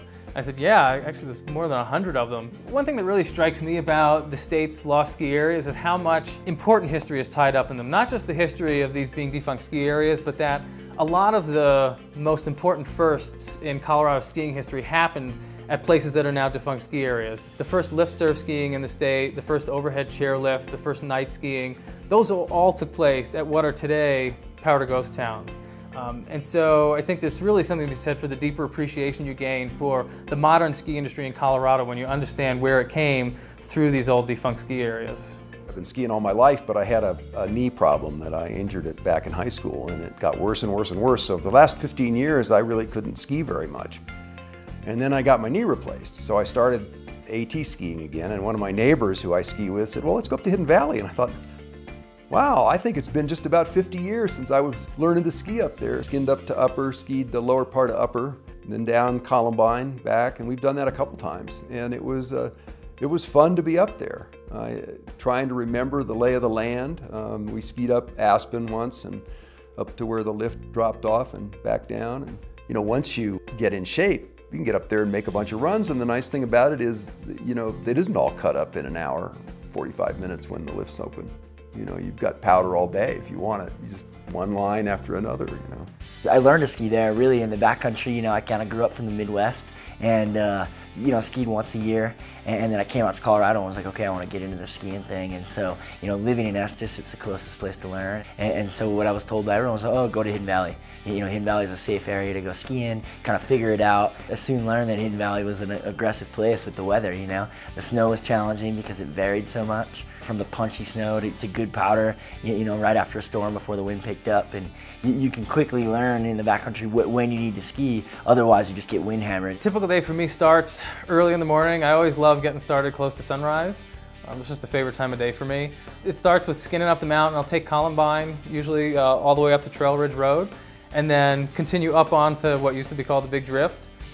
And so we'll spend our day up there above Trail Ridge Road doing a number of laps. And then once it's time to head down for the day, we'll start down Columbine, but then there's a little slot in the trees that we like to take. It's a little sneak with some good snow in there, and we'll take that out. It spits us out close to the bottom, and then it's an easy cruise back to the car. Depending on what the weather's like, if it's a pretty nice day or if there's a lot of new snow, I usually go all the way up to the top. I still like to ski the bowls and the main part of the mountain. If it's real windy and cold, I'll usually stay down on the lower part, down on the lower lift line, or aspen or spruce are really fun too. One recent memory, May 19th, 3 years ago, and they had just kind of broken the trail through the road, and my friend and I were standing where they had cut through, and the snowbank was probably 20 feet high right there. So they had lots of snow that season, and actually they had about 2 feet of new snow on that day. That was one of the best days I remember ever skiing anywhere with those conditions. Well, I just go skiing wherever the skiing's best. So I don't really have a favorite spot. If I did have a favorite spot, I wouldn't tell you where it was. Yeah, in some ways the changes that have happened in Rocky Mountain National Park over the last decade, it's been an evolution where I would definitely say in 2000, seeing more than 3 or 4 skiers at the Bear Lake Trailhead or even Hidden Valley on the weekend, that would be a busy day. For better or for worse, I mean, it's definitely been mapped out, and folks are coming up here from all over Colorado. Many days, 50 skiers at Hidden Valley, backcountry skiers and snowboarders on a weekend, and there's plenty of room up there, which is great. And at Bear Lake, same thing. We're seeing 30, 40, 50 skiers every weekend, and often even, you know, a bunch of people on the weekdays. Downhill's great because it has the convenience of the lifts, and so you can do a lot of laps, but over the years I've gravitated toward doing almost exclusively backcountry, primarily because I like the quiet and the solitude of being in the mountains.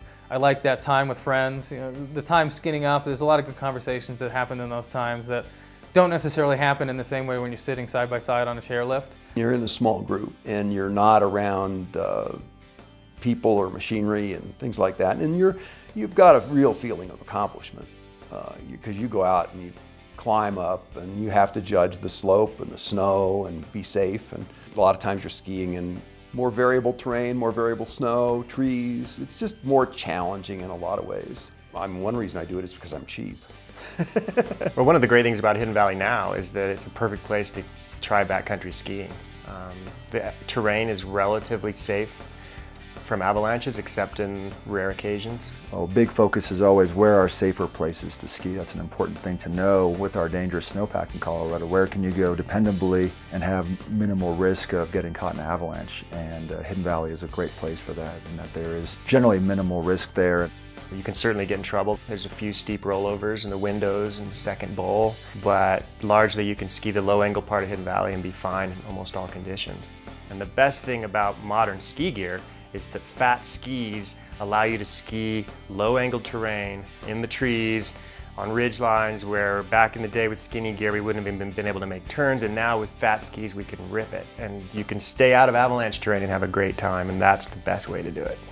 So in April of 2007, we called it Bike to Ski, and we got a bunch of friends together, and the road had been plowed up to the base of Upper, but it wasn't open to traffic yet. So we parked our cars at Many Parks Curve and loaded up our bikes and trailers, and we took barbecue and coolers of food and beer and biked up to the base of Upper and just spent the day with an awesome picnic and skied all day. It was a beautiful day. We were in short sleeve shirts, and it was one of my favorite days at Hidden Valley for sure. You know, when we first had Carson, my daughter, I'd kind of just strap her to the front of me on a little front pack, and I would ski in with her and she would just sleep. And then now, you know, she's almost 2 and I have a big burly backpack that protects her from the wind, and she loves it. She'll cheer me on, you know. And here we are, we're gonna drop in and say hi, Carson. Slope looks pretty good. Whee! Yeah! Yeah! Whee! Whee! More? So it's a lot of fun, so we go up there and spend our days. Monday is Daddy Day, so that's what we'll do for the winter months. lift or not. My daughter will grow up skiing there. So I don't think skiing has to be this big event every time. I think you can still go out in the backcountry, find a little hill. I mean, we all go sledding when we're kids, and it doesn't have to be this like avalanche forecasting kind of an experience. I don't even want to make that judgment call. I just want to go out and find a perfectly safe place and have fun. And to me, that's the sweet part of skiing. So it does give you the freedom to still go there, walk up the hill and go find your favorite spot and go make some turns. And you can still ski there now, and the snow is always as tricky as it always was, and it's always the same weather, and it's close, it's convenient, and it's a beautiful spot. And it's still to this day one of my favorite places to go skiing. I still go up there all the time, even though it's closed, and do a lot of backcountry skiing, and I've had some of the best powder days of my life up on that mountain. Just a special place to me, and it always will be. Several years ago, I went up by myself, started at the base area, which I'd never done, and hiked all the way up to the upper mountain. Remembered the good feelings and just reminisced, kind of a morning of sorts. Like going up there with your friends and spending a whole day just enjoying yourself in a beautiful winter wonderland that gave you every challenge you could ever want as a young high school kid. It had all the right stuff. It really did. And the people that didn't get to experience that, I feel bad for, because it's made an impact on our lives. I feel lucky and thankful to skied Hidden Valley and all those great experiences with all my friends. It was a part of my life I'll never ever forget. I think about Hidden Valley every single day of my life. It was just the joy of my life. Well, since the ski area closed, it was an interesting sort of a change in that first it sort of seemed like a ski area. There was still a building, there were signs of the lifts, those kind of things, and then the park slowly cleaned those up, and now there's really nothing. But the ski area is still there, really. And it's sort of fascinating because when I go up there now and ski, all the runs are the same, all the terrain's the same. I remember it the way you learn a ski area. I remember the rolls, the angle changes, how to turn around this versus that. My favorite left turns, my favorite right turns, all those things. But there's no lifts, there's no people. And a lot of times I go up there now and it's totally silent, and there's nothing in the trees, and there's no people, and it feels like there's ghosts there to me. And I can almost hear the voices of kids playing and skiing and whooping and hollering, and the lift running, and the sound of the wheel of the lift going, and the whole thing still is sort of there for me. And so when I go up there and it's just silent winter wonderland, I can sort of hear in the back of my mind the kind of fun of a ski area.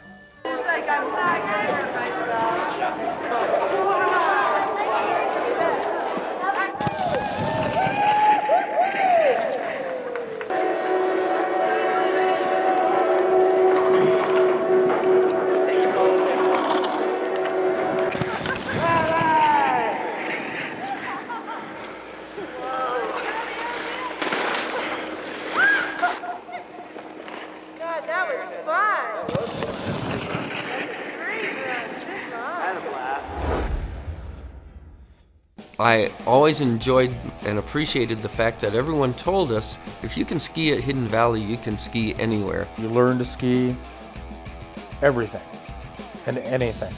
Very, very windy area, which makes for what they called crud or crust. It would develop a layer of hard snow on top of powder, and it took a real specific skill set to be able to be efficient. You never knew if you were going to break through or stay on top, and it was always constantly changing.